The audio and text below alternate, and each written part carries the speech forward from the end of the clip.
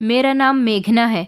मैं एक middle class family से बिलोंग करती हूँ और गांव की रहने वाली एक मामूली सी लड़की हूँ जिसके बड़े बड़े सपने थे, मगर उन सपनों को तोड़ दिया गया था क्योंकि मेरे पापा ने मम्मी से अचानक ही कह दिया था कि आज मेघना की शादी है। मैं तो अपने पापा की बात सुनकर हैरानी रह गई थी, लेकिन इतनी भी हैरानी नहीं हुई थी क्योंकि हमारे गांव में ऐसा ही होता था। 2 या 3 दिन पहले रिश्ता तय किया जाता था और उसके बाद फौरन ही शादी कर दी जाती थी। शादी में 1 महीना, 15 दिन, 10 दिन या फिर 5 दिन भी नहीं लगाए जाते थे। सिर्फ 2 या 3 दिन में ही बेटियों की शादी कर दी जाती थी। बस जब तक बेटी का रिश्ता नहीं लगता था तब तक तो माता पिता खामोश रहते थे, लेकिन जैसे ही रिश्ता लग जाता था उसकी शादी की तैयारियां शुरू हो जाती थीं। ऐसा हमारे गांव का रिवाज था क्योंकि हमारे गांव के सारे ही लोग गरीब थे और रस्म और रिवाज को बहुत मानते थे। हमारे गांव में रिश्ता लगते ही 2-3 दिन के अंदर शादी हो जाती थी तो ठीक था, लेकिन अगर उससे ज़्यादा समय लगता था तो माता पिता को अपनी बेटियों को दहेज देना पड़ता था। हालांकि हमारे गांव के लोग गरीब थे और अपनी बेटी को दहेज ना देना पड़े इसलिए उनका रिश्ता लगते ही शादी की जल्दबाजी करते थे। और ना ही हमारे गांव में शादियां खूब धूमधाम से होती थीं। हमारे यहाँ तो लड़की की मर्जी तक नहीं पूछी जाती थी, बस झटपट रिश्ता तय करने के बाद ही फौरन शादी कर दी जाती थी। इस बीच लड़की को इतना मौका ही नहीं मिलता था कि वो अपनी कोई तैयारी कर सके या फिर उसकी आंखों में कुछ सपने हैं जो वो उनको पूरा कर सके। बस माता पिता अपना फैसला सुना दिया करते थे और लड़की को अपने माता पिता की बात ही माननी पड़ती थी। प्यार मोहब्बत करना तो हमारे गाँव में बहुत बड़ा पाप था। जो लड़का या लड़की प्यार मोहब्बत किया करते थे उनके घर वाले जल्द ही उनकी शादी का फैसला सुना दिया करते थे। हमारे गांव के रस्मों रिवाज सच में बहुत अलग थे, लेकिन मैं पढ़ी लिखी थी, मैं इन सब बातों का शिकार नहीं होना चाहती थी। आखिरकार मेरे घर वाले भी मेरा फैसला सुना चुके थे और हमारे गांव की लड़की या लड़का अगर अपने माता पिता के फैसले के खिलाफ जाते थे तो उनको गांव से निकाल दिया जाता था और फिर दोबारा ना तो वो कभी अपने माता पिता से मिल सकते थे और ना ही माता पिता की किसी भी चीज़ पर उनके बच्चों का हक था। हमारे गांव के लोग इन मनगढ़ंत रस्मों पर चलते थे और हाँ, उनको ये रस्में ठीक लगती थी। मैं भी अपने माता पिता के आगे बहुत रोई थी, गिड़गिड़ाई थी, मगर मेरी कोई सुनवाई नहीं की गई थी। मेरे माता पिता कहते थे कि हमने तुम्हें पढ़ाया लिखाया है, यही हमारा बहुत बड़ा एहसान है, मगर हमने तुम्हारे साथ जो किया तुमको उसका बदला चुकाना होगा। क्या कहीं ऐसा भी होता है कि माता पिता अगर अपनी औलाद की सारी जिंदगी परवरिश करते हैं, उसे अच्छी शिक्षा देते हैं, तो क्या आगे चलकर वो उससे उसका बदला भी मांगा जाता है? ऐसा मेरे साथ हुआ था क्योंकि हमारे गांव की लड़कियों में इतनी हिम्मत ही नहीं थी कि वो अपने माता पिता के आगे ज़बान भी चला सके। एक मैं ही ऐसी थी जो पढ़ लिख जाने के बाद इतनी कामयाब हो चुकी थी कि अपने माँ बाप के आगे क्या, सारी दुनिया के आगे इंसाफ के लिए लड़ सकती थी। लेकिन जब मेरे पापा ने ये बात कही थी कि हमें हमारी परवरिश का बदला चाहिए और ये बदला इस तरह ही पूरा हो सकता है कि तुम हमारी मर्जी के मुताबिक शादी करो और खामोशी से अपने ससुराल जाकर वहाँ सुखी रहो और अपना घर बसाओ, अपने पति का ख्याल रखो, उसके लिए अपनी ज़िंदगी को न्योछावर कर दो।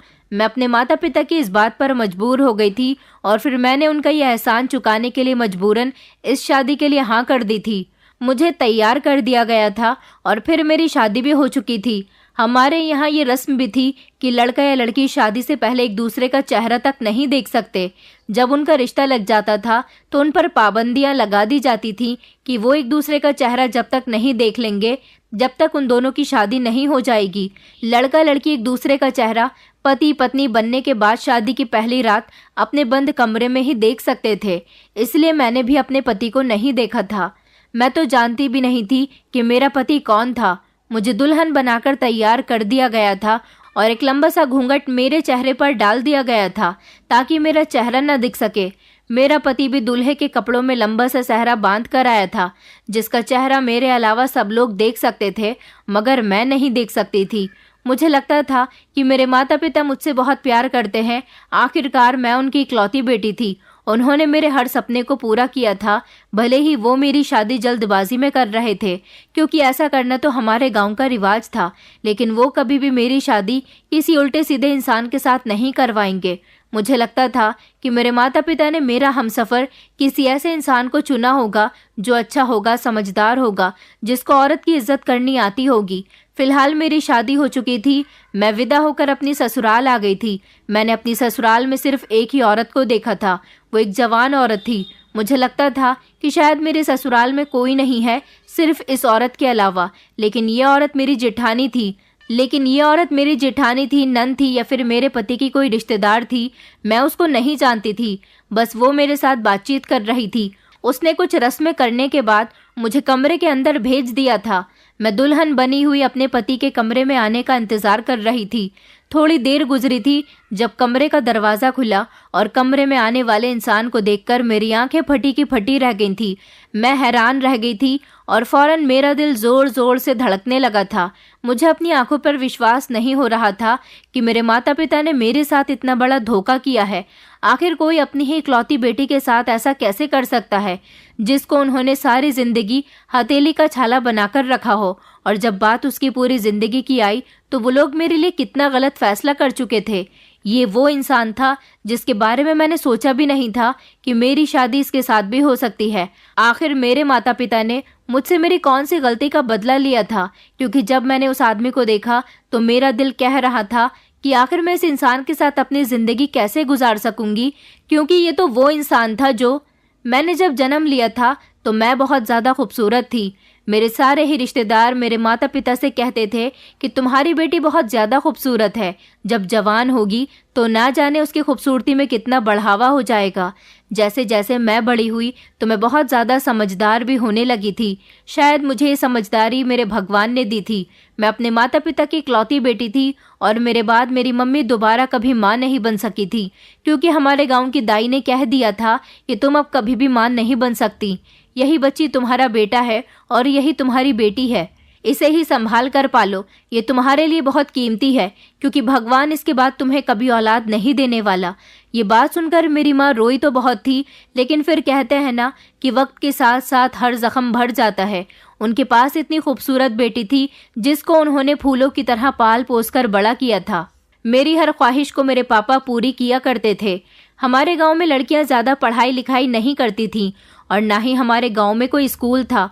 मैं पढ़ना चाहती थी, क्योंकि कुछ लोग ऐसे होते हैं जिनके अंदर कोई ना कोई खूबी ज़रूर होती है, और मेरे अंदर ऐसी खूबी थी कि अपने गांव में ना तो मैंने आज तक किसी बच्चे को स्कूल जाते हुए देखा था और ना ही मेरे गांव में कभी कोई स्कूल था। ये शौक़ तो मेरे अंदर मेरी माँ के पेट से ही था। ऐसा इसीलिए था क्योंकि मेरी माँ भी अपने बचपन में पढ़ाई लिखाई करने के लिए बहुत तरसी थी।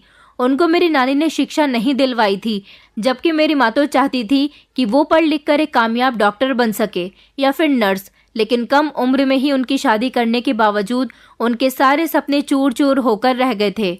मेरी माँ के दिल में उनका सपना पूरा करने की ख्वाहिश आज भी थी, और जब मैं उनके पेट में पूरे 9 महीने तक पल रही थी तब वो हमेशा अपने दिल में यही सोचती थी कि वो शिक्षा हासिल नहीं कर सकी तो क्या हुआ, उनकी बेटी हुई तो वो उसे ज़रूर शिक्षा देंगी, और अगर बेटा हुआ तो उसे भी एक कामयाब इंसान बनाएंगी। और फिर जैसे जैसे मैं बड़ी होती गई मेरे अंदर खुद ब खुद पढ़ाई लिखाई का शौक़ पैदा होने लगा।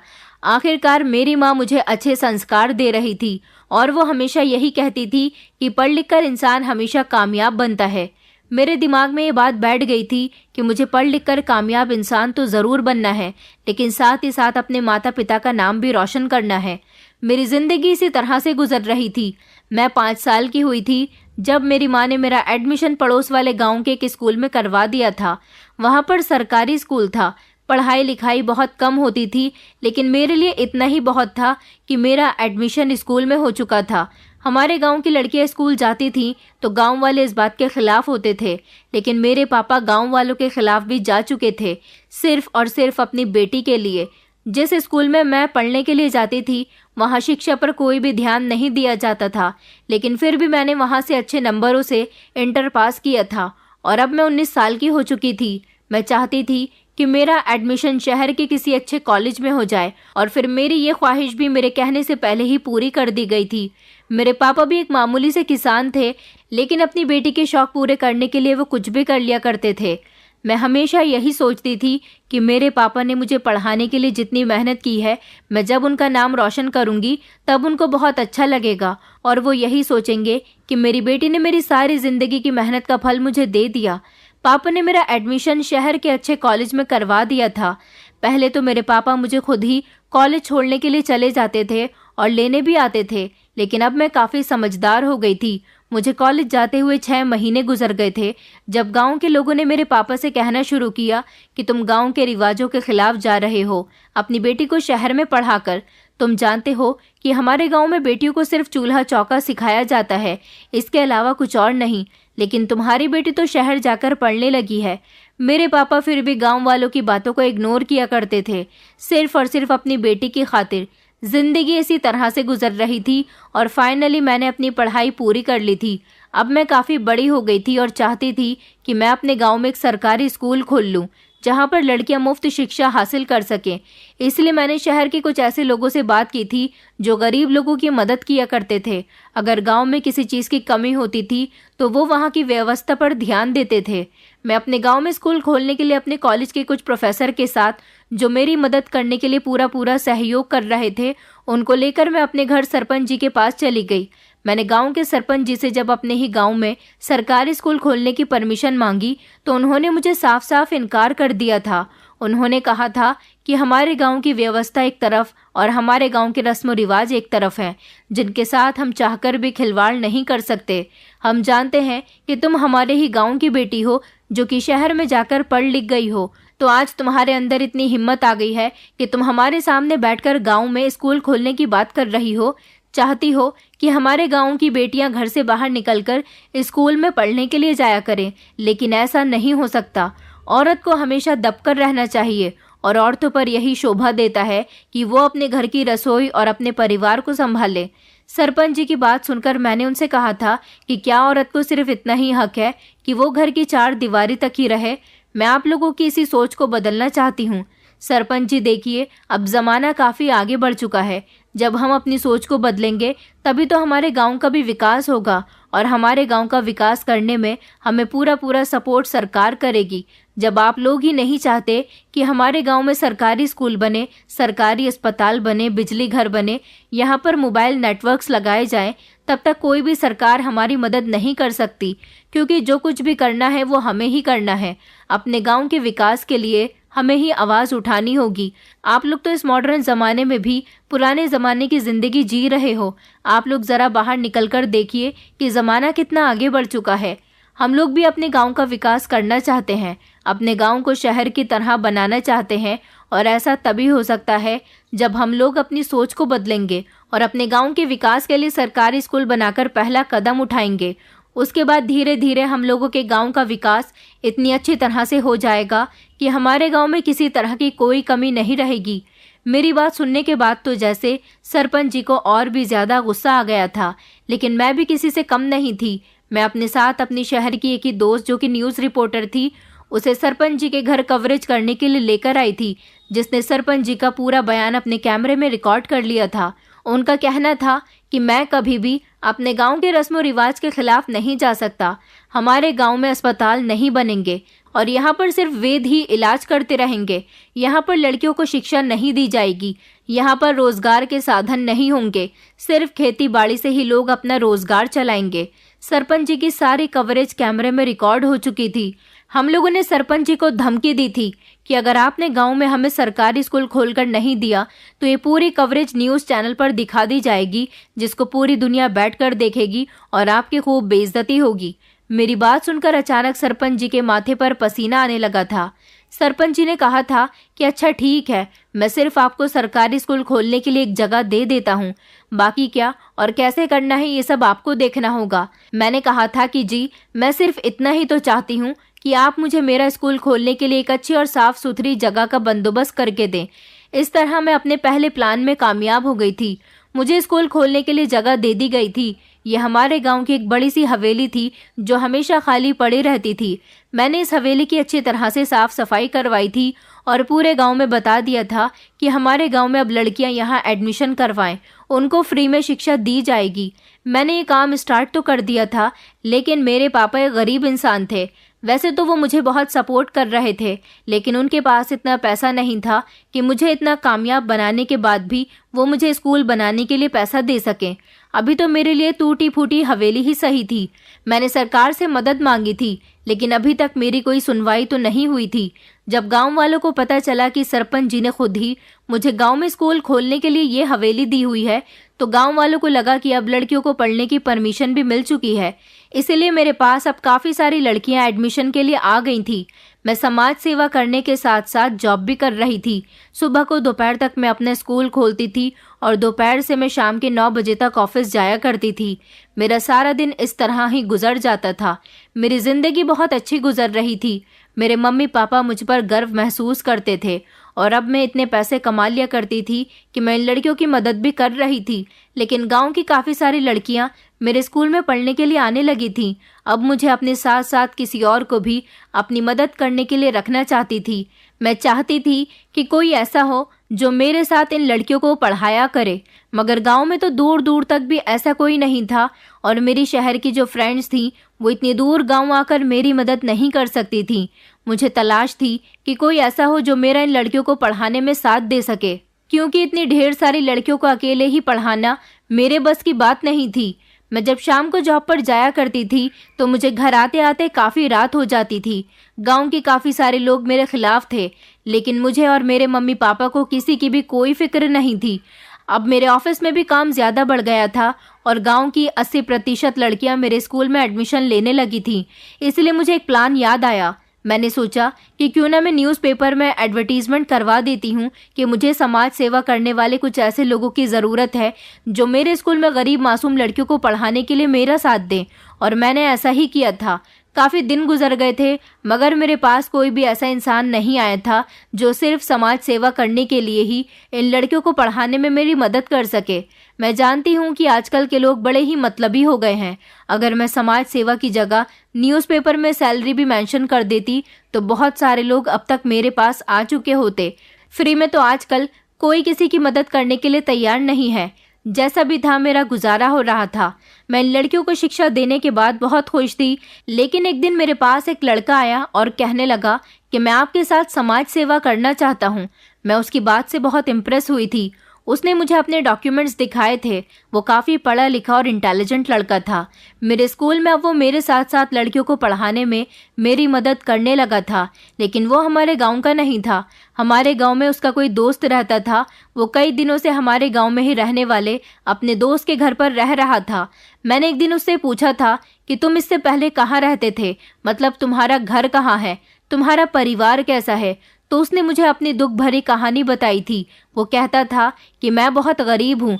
इतना वेल एजुकेटेड होने के बाद भी मुझे कहीं पर नौकरी नहीं मिली। जब मैंने आपका ऐड देखा तो मैं समाज सेवा करने के लिए ही आ गया। यहाँ इस गांव में मेरा एक दोस्त रहता है। मैं सबसे पहले उसके घर गया था। मैं लावारिस हूँ, मेरे आगे पीछे कोई भी नहीं है। तो मेरे दोस्त ने कहा कि तुम हमारे घर में रह सकते हो। इस तरह रोज रोज शहर से गाँव आना जाना करोगे तो तुम्हारे काफ़ी सारे पैसे खर्च हो जाएंगे। मुझे उस बेचारे पर अफसोस हुआ था कि वो इतना गरीब था। वो मेरी मदद कर रहा था, लेकिन मैं फिर भी उसे पैसे नहीं दे पा रही थी। इस तरह वो मेरे साथ काफ़ी समय से मेरे स्कूल के बच्चों को पढ़ाने में मेरी मदद कर रहा था। हमारा स्कूल बहुत अच्छा चल रहा था। इस लड़के का नाम आरव था। आरव के साथ मेरी बातचीत बहुत अच्छी हो गई थी, क्योंकि हम दोनों ही तो थे जो पूरे स्कूल को हैंडल कर रहे थे। मगर एक बात थी जो मैं नोटिस कर रही थी। मेरे मम्मी पापा का बिहेवियर मेरे साथ बिल्कुल भी अच्छा नहीं था। मैं जैसे ही घर में आती थी वो लोग मुझसे नाराज़ हो जाते थे। कहते थे कि तुम इतनी देर से घर क्यों आती हो। ऐसा मैं पहली बार तो नहीं कर रही थी। मैंने उनको बता दिया था कि आप लोग मेरे बारे में सब कुछ जानते हैं, फिर भी कह रहे हैं कि देर से घर क्यों आती हो। मेरे पापा कहते थे कि अब ये समाज सेवा करना छोड़ दो और तुम्हें जॉब करने की भी ज़रूरत नहीं है। हम तुम्हारी शादी करना चाहते हैं। न जाने मेरे मम्मी पापा को क्या हो गया था। मैंने उनसे कहा था कि मैं अभी शादी नहीं करना चाहती। मैं अभी अपने स्कूल को और ऊंचाइयों तक ले जाना चाहती हूँ। मैंने मम्मी पापा को आरव के बारे में भी बता दिया था कि वो मेरी बहुत मदद कर रहा है, मगर ना जाने क्यों आरव के बारे में सुनते ही मेरे मम्मी पापा को बहुत गुस्सा आता था। लेकिन दिमाग पर स्ट्रेस ज़्यादा होने की वजह से मैंने उनके गुस्से पर ज़्यादा ध्यान नहीं दिया था। मेरी ज़िंदगी अपने सपने को पूरा करने में बहुत अच्छी गुजर रही थी। आरव के साथ साथ मेरी अच्छी फ्रेंडशिप हो गई थी। जब हर महीने मेरी सैलरी आई थी तो मैं अपनी सैलरी से अब उसको खर्चे के लिए 2-3 हज़ार रुपये दे दिया करती थी, तो वो बहुत खुश हो जाता था। आखिर बेचारा मेरे साथ इतनी मदद करता था तो उसके जेब खर्च के लिए मुझे कुछ तो देना चाहिए ही था। आरव और मैं एक दूसरे के साथ बहुत बातचीत करते थे और गांव में घूमने के लिए भी चले जाते थे। मेरी सारी ही हरकतें शहर की लड़कियों की जैसी थीं। आखिर मैं पढ़ी लिखी थी, इसलिए मैं शर्माना तो नहीं जानती थी। मैं मॉडर्न ख्याल की थी। मेरे ख्याल बिल्कुल अलग थे। गांव की लड़कियों को मैं यही सब कुछ सिखा रही थी। सरपंच जी अगर मेरे बीच में आने की कोशिश करते तो मैं उनको उनकी कवरेज के बारे में याद दिला दिया करती थी, तो वो खामोश हो जाते थे। मगर मैं जानती थी कि सरपंच जी मुझे काफ़ी सपोर्ट कर रहे हैं। पहले मेरे स्कूल की लड़कियां ज़मीन में बैठकर पढ़ाई किया करती थी, लेकिन अब सरपंच जी ने उनके लिए फर्नीचर का इंतज़ाम करवा दिया था। मैं बहुत खुश थी, लेकिन मैं नहीं जानती थी कि आने वाला समय मेरी ज़िंदगी को पूरी तरह से बदल कर रख देगा। आरव के साथ मेरी अच्छी फ्रेंडशिप हो गई थी। अब वो मेरे साथ साथ घर भी आता था। मैं सोचती थी बेचारा अपने दोस्त के यहाँ रहता है, पता नहीं उसे वहाँ पर कैसा खाना मिलता होगा। इसलिए एक दो बार मैं उसे अपने घर पर लेकर आ गई थी। मेरे मम्मी पापा का मूड उसे देखकर कुछ अच्छा नहीं था, लेकिन हमारे घर में आने के बाद वो बेचारा पेट भरकर खाना खाया करता था। मुझे उस बेचारे पर बड़ा तरस आता था कि कुछ ऐसे भी बेरोजगार लोग होते हैं जो वेल एजुकेटेड होने के बावजूद भी अच्छी नौकरी को सिर्फ हमेशा ही तलाश करते रह जाते हैं। उन्हें अच्छी नौकरी नहीं मिल पाती। मैं चाहती तो आरव को अपनी कंपनी में भी जॉब दिलवा सकती थी, क्योंकि वो मुझसे भी ज़्यादा इंटेलिजेंट था और अच्छी यूनिवर्सिटी में पढ़ाई किया हुआ था, लेकिन मैं ऐसा नहीं कर सकती थी। अगर मैं आरव को जॉब पर लगवा देती तो शायद वो स्कूल में मदद नहीं करता, क्योंकि हर इंसान जहां अच्छी सैलरी देखता है वहीं काम करने की कोशिश करता है। एक मैं ही तो ऐसी थी जिसे समाज सेवा करने का बहुत शौक था और हर तरह से मैं अपने गांव के विकास के बारे में सोचती रहती थी। मैंने सोचा हुआ था कि एक दिन मैं अपने गांव का विकास जरूर करके रहूंगी। मैंने धीरे धीरे गांव वालों की सोच को तो बदल दिया था। गांव वाले अपनी बेटियों को बड़े शौक से हमारे स्कूल में लेकर आ रहे थे और पढ़ाई में सारी ही लड़कियां बहुत अच्छी जा रही थी। आरव और मैं स्कूल बंद करने के बाद एक साथ ही घर के लिए निकलते थे। हमारे गांव के लोग हम दोनों को एक साथ देखकर आंखें फाड़ फाड़ कर देखते थे, जैसे हम दोनों को खा जाएंगे। एक दिन मैं जल्दी घर आ गई थी जब मैंने देखा कि मेरे मम्मी पापा आपस में बातें कर रहे थे, लेकिन जब मैंने उनकी बात पर गौर किया तो मेरे पैरों तले से ज़मीन निकल गई थी, क्योंकि पापा मेरी मम्मी से कह रहे थे कि मैं मेघना की शादी करना चाहता हूँ। मैंने उसका रिश्ता तय कर दिया है। अपने पापा की बात सुनकर मुझसे बर्दाश्त नहीं हुई थी और मैंने उनसे कहा था कि आखिर आप मेरी शादी कहाँ करना चाहते हैं। मैं कहीं शादी नहीं करना चाहती। पापा कहने लगे कि तुम हमारे गांव के रिवाज को जानती हो। हमारे गांव में 2-3 दिन में ही शादी कर दी जाती है। मैं तुम्हारा रिश्ता तय कर चुका हूँ, परसों तुम्हारी शादी है। मैंने कहा पापा, आप ये किस तरह की बातें कर रहे हैं? आप जानते हैं ना कि आपकी बेटी अपना सपना पूरा करना चाहती है और आपने कितनी मेहनत करने के बाद मुझे यहाँ तक पहुँचाया है, और अब आप चाहते हो कि मैं शादी करके अपनी ससुराल चली जाऊँ? ऐसा नहीं हो सकता। पापा, आपने, मम्मी ने और मैंने यहाँ तक पहुँचने के लिए कितनी मेहनत की है। मेरी मम्मी कहने लगी कि हम जानते हैं कि हमने तुम्हें बहुत सपोर्ट किया, मगर अब तुम हमारी इज्जत रख लो। तुम नहीं जानती कि हमें क्या कुछ नहीं झेलना पड़ रहा। मैंने कहा क्यों, ऐसा भी क्या हो गया है? तो पापा कहने लगे कि मैंने तुमसे कहा ना कि तुम्हारी शादी है और अब तुम्हें घर से बाहर निकलने की ज़रूरत नहीं है। परसों तुम्हारी शादी है और तुम्हें खामोशी से शादी कर लेनी है। मैं तो जिद पर अड़ गई थी कि मैं किसी भी हाल में शादी नहीं करूंगी। पापा कहने लगे, अच्छा तो हमारा एहसान ही चुका दो, जो सारी जिंदगी हमने तुम्हें पढ़ा लिखा कर इतना बड़ा कर दिया। गांव वाले सही कहते हैं कि कभी भी गांव की लड़की को शहर पढ़ने के लिए नहीं भेजना चाहिए, लड़कियां बिगड़ जाती हैं। मगर मैंने तो तुम्हारे हर सपने को पूरा किया। जो तुमने कहा मैंने वैसा ही किया, लेकिन अब मैं और ज़्यादा बर्दाश्त नहीं कर सकता। अपने मम्मी पापा की बातें सुनकर मेरा दिमाग खराब हो रहा था। आखिर ये लोग किस तरह की बातें कर रहे थे? मैं तो उनकी बातों का मतलब ही नहीं समझ पाई थी। बस यही कह रही थी कि मुझे शादी नहीं करनी है। आखिर आप दोनों ही किस तरह की मनगढ़ंत बातें कर रहे हो? मगर मेरे मम्मी पापा ने मुझे इमोशनली ब्लैकमेल कर लिया था और मैंने इमोशंस में बहकर शादी के लिए हाँ कर दी थी। मैं जानती थी कि मैंने जो स्कूल खोला है वो बंद हो जाएगा, सब कुछ खत्म हो जाएगा और मेरा सपना चूर चूर हो जाएगा। मगर मेरे पेरेंट्स ने मेरे आगे एक ऐसी शर्त लाकर रख दी थी कि मैं मजबूर हो चुकी थी, और फिर फाइनली मैंने वो एहसान चुका दिया था जो सारी ज़िंदगी उन्होंने मेरी परवरिश करने में मेरे ऊपर किया था।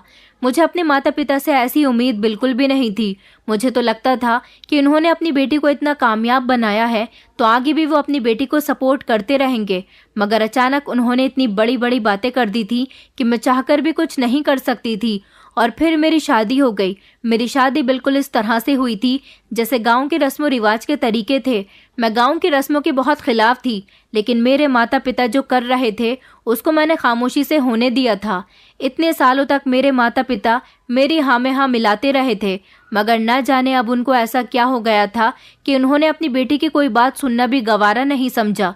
मैंने अपने पति को नहीं देखा था, क्योंकि हमारे गांव में यही रस्म थी कि लड़का लड़की एक दूसरे को शादी के बाद पहली रात कमरे में ही देख सकते थे। विदा होकर जब मैं अपनी ससुराल गई तो एक औरत मेरा स्वागत कर रही थी। पता नहीं कौन थी, मैं उसे नहीं जानती थी। वो मुझे कमरे के अंदर ले गई। मेरा मूड बहुत खराब था, लेकिन अब क्या हो सकता था।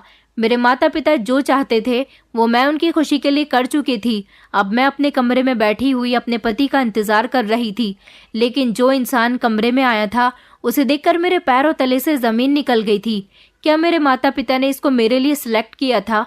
मुझे तो ऐसा लगता था कि वो मेरी शादी किसी ऐसे इंसान के साथ करवाएंगे जो मुझे अच्छी तरह से डिजर्व करता हो, लेकिन ये तो कोई और नहीं बल्कि आरव था। मुझे अपने पेरेंट्स की चॉइस पर गुस्सा आ रहा था। ऐसा नहीं था, हमारे गांव के सारे ही लोग इतने गरीब थे कि उनके पास खाने पीने के लाले पड़े हुए थे। कुछ ऐसे भी जमींदार लोग थे जो अमीर थे। मैं तो यही समझी थी कि मेरे पापा ने मेरी शादी किसी ऐसे परिवार में की होगी जिनके पास जमीन जायदाद ढेर सारी होगी। आरव के पास जमीन जायदाद तो दूर की बात, अपना रहने के लिए घर भी नहीं था। वो इस गांव में अपने दोस्त के साथ रहता था। आखिर मैं आरव के साथ सारी जिंदगी कैसे गुजार सकती थी? मैं फूट फूट कर रो रही थी। मुझे तो अपने माता पिता पर गुस्सा आ रहा था। मुझे रोता हुआ देखकर आरव मेरे करीब आकर बैठ गया और कहने लगा, मेघना, तुम बहुत अच्छी लड़की हो, मगर अफसोस ये है कि जो लोग अच्छे होते हैं उनके साथ उनके अपने ही बहुत बुरा करते हैं। मैंने आरव से कहा था, सच में मेरे साथ बहुत बुरा हुआ है। मुझे नहीं पता था कि मेरी किस्मत इस तरह से फूट जाएगी। आने वाले समय में मैं पाई पाई के लिए तरसूंगी। मेरी बात सुनकर आरव कहने लगा, आज मैं तुम्हें अपनी जिंदगी की एक सबसे बड़ी सच्चाई बताता हूँ, जिसको सुनकर शायद तुम भी दंग रह जाओगी। तुम मुझे एक मामूली इंसान समझती हो। मैं कोई मामूली इंसान नहीं हूँ, जबकि मैं शहर के एक बड़े बिजनेसमैन का बेटा हूँ। दरअसल मेरे डैड ने दूसरी शादी कर ली थी। उसके बाद वो बीमार रहने लगे। मेरी सौतेली माँ और सौतेले 2 भाई हैं। इन सब लोगों का बिहेवियर मेरे साथ बहुत बुरा रहता था, क्योंकि मेरे सौतेले भाई कभी भी डैड के बिजनेस पर ध्यान नहीं देते थे, और एक मैं था जिसने डैड के बीमार होने के बाद उनके बिजनेस को कहां से कहां तक पहुंचा दिया था। कहते हैं ना कि जब इंसान की किस्मत अच्छी होती है तो हर कोई उसका साथ देता है, लेकिन जब किस्मत बुरी होती है तो वो चाहकर भी अपनी किस्मत को बदल नहीं सकता। मगर मैं बहुत खुशनसीब इंसान हूँ जिसे भगवान ने इतनी अच्छी पत्नी दी है। तुम मेरा गुड लक हो। तुम एक टैलेंटेड लड़की हो। तुम्हारे टैलेंट को इस गांव ने दबाकर रख दिया। कुछ दिनों से मुझे शक हो रहा था कि मेरे दोनों सौतेले भाई बिजनेस में कुछ गड़बड़ी कर रहे हैं। जब पूरी बात मेरे सामने खुलकर आई तो एक दिन मेरी अपने सौतेले भाइयों से लड़ाई हो गई थी, क्योंकि वो मेरे शेयर्स दूसरे लोगों को बेच रहे थे।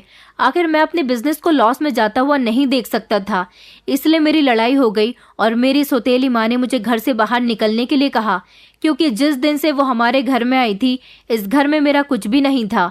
मेरे डैड सब कुछ खामोशी से देखते रहते थे, मगर किसी से कुछ भी नहीं कहते थे। एक दिन मैं गुस्सा होकर घर छोड़कर आ गया था। मुझे किसी ने तलाश करने की भी कोशिश नहीं की। शायद मेरे पापा को भी मेरी कोई परवाह नहीं है। फिर मैं इधर उधर भटकता रहा, नौकरी ढूंढने की बहुत तलाश की, लेकिन आजकल इंसान को काबिलियत की बेस पर कोई भी नौकरी देने के लिए तैयार नहीं है। हर किसी को बड़े लोगों की सोर्स की जरूरत होती है। जब मैंने न्यूज़पेपर में तुम्हारा एडवर्टीजमेंट देखा तो मैंने सोचा कि मैं कुछ समाज सेवा ही कर लेता हूँ, इसलिए मैं तुम्हारे साथ अपनी असली पहचान छुपाकर तुम्हारी मदद करता रहा। तुम मेरे लिए बहुत लकी हो मेघना। परसों जब तुम्हारे पापा तुम्हारा रिश्ता लेकर मेरे पास आए थे तो मैं चौंक गया था। मैंने कहा था, अंकल, मेघना मेरी अच्छी दोस्त है। तो तुम्हारे पापा ने कहा था कि हमारे गांव में लड़का लड़की एक दूसरे के दोस्त नहीं बनते। मैं जानता हूँ तुम मेरी बेटी की मदद कर रहे हो, लेकिन गांव के लोग तुम्हारे और मेघना के बारे में गलत गलत बातें बना रहे हैं। और ये बात मैं भी जानता हूँ कि मेघना तुमसे प्यार करती है, क्योंकि जिस तरह से वो तुम्हारी तारीफ करती है और तुम उसके करीब रहते हो, तो इस बात से सब कुछ साबित होता है कि तुम दोनों के बीच कुछ चल रहा है। मैंने तुम्हारे पापा को बहुत यकीन दिलाने की कोशिश की कि हम दोनों के बीच कुछ भी नहीं चल रहा, मगर उन्होंने मेरी बात का कोई यकीन नहीं किया और उन्होंने कहा कि सारी जिंदगी मैंने अपनी बेटी को बड़ी मोहब्बत से पाला है, उसकी हर ख्वाहिश को पूरा किया है। तुम्हारे साथ मेरी बेटी इस गांव में पहले ही बदनाम हो रही है। मैंने सोचा कि क्यों ना मैं उसके तुम्हारे साथ शादी कर देता हूँ। मैंने तुम्हारे पापा को बहुत समझाने की कोशिश की थी कि अभी आप उसकी शादी ना करें। वो अभी काफी कुछ करना चाहती है और मैं आपको यकीन दिलाता हूँ कि हम दोनों के बीच कुछ नहीं चल रहा। लेकिन तुम्हारे पापा नहीं माने और उन्होंने कहा कि मेघना को इस बारे में पता नहीं चलना चाहिए। परसों तुम दोनों की शादी हो रही है। कल संडे होने की वजह से हम दोनों एक दूसरे से नहीं मिल पाए थे और आज हम दोनों की शादी हो गई। तुम्हारे पापा ने मेरी कोई बात नहीं मानी। गांव के लोगों की बातों में आकर उन्होंने तुम्हारी शादी मेरे साथ करवा दी। और मुझे तो हैरानी इस बात पर है कि तुम्हारे पापा ने मेरे बैकग्राउंड के बारे में भी जानने की कोशिश नहीं की। बस बिना कुछ सोचे समझे तुम्हारा हाथ मेरे हाथ में दे दिया। लेकिन मैं तुम्हें बताता हूँ कि मेरी जिंदगी पूरी तरह से बदल कर रह गई है। और आरव अब जल्दी से बेड से उठा और अलमारी खोलकर उसमें से कुछ पेपर्स निकाल कर लाया। उसने वो पेपर मुझे दिया और कहने लगा कि इन्हें पढ़ो। पेपर्स देखकर मेरे होश उड़ गए थे। आरव के पिता ने अपनी सारी प्रॉपर्टी आरव के नाम कर दी थी। आरव अब करोड़ों का मालिक बन गया था। उसने बताया कि उसके घर से निकल जाने के बाद उसके डैड की मौत हो गई। उसको नहीं पता था कि उसके डैड इतनी जल्दी उसे दुनिया से छोड़कर चले जाएंगे, मगर मरने से पहले उन्होंने अपने बेटे आरव के नाम अपनी सारी प्रॉपर्टी और बिजनेस कर दिया, जबकि उसके दोनों सौतेले भाइयों को जायदाद में से कुछ भी नहीं दिया गया। ये सारे पेपर्स उसके पास वकील लेकर आया था। वकील ने उसे पूरी बात बताई और कहा कि अब अपने घर जाकर अपने सौतेले भाइयों और सौतेली माँ को भी घर से निकाल सकते हो, क्योंकि अब हर चीज पर तुम्हारा हक है। आरव बहुत खुश हो रहा था। उसने कहा, जिस दिन तुम्हारे पापा मुझसे तुम्हारे रिश्ते की बात कर रहे थे, उसी दिन मेरे पास वकील भी आया था। एक ही दिन में मेरे पास दो गुड न्यूज आई थी। मैंने फौरन ही तुम्हारे पापा से रिश्ते के लिए हाँ कर दी थी, क्योंकि हम दोनों एक दूसरे को डिजर्व करते हैं। तुम मेरी पत्नी हो, मैं तुम्हारे सारे सपने पूरे करूंगा। इस गांव में विकास होगा, सरकारी स्कूल बनेंगे, अस्पताल बनेंगे, बिजली की अच्छी व्यवस्था होगी। इस गांव को मैं पूरी तरह से बदल कर रख दूंगा। बस आज की रात तुम मेरे साथ इस छोटे से घर में गुजार लो। कल से मैं तुम्हें अपने घर लेकर चलूंगा। ये मेरे दोस्त का घर है और ये उसकी पत्नी है।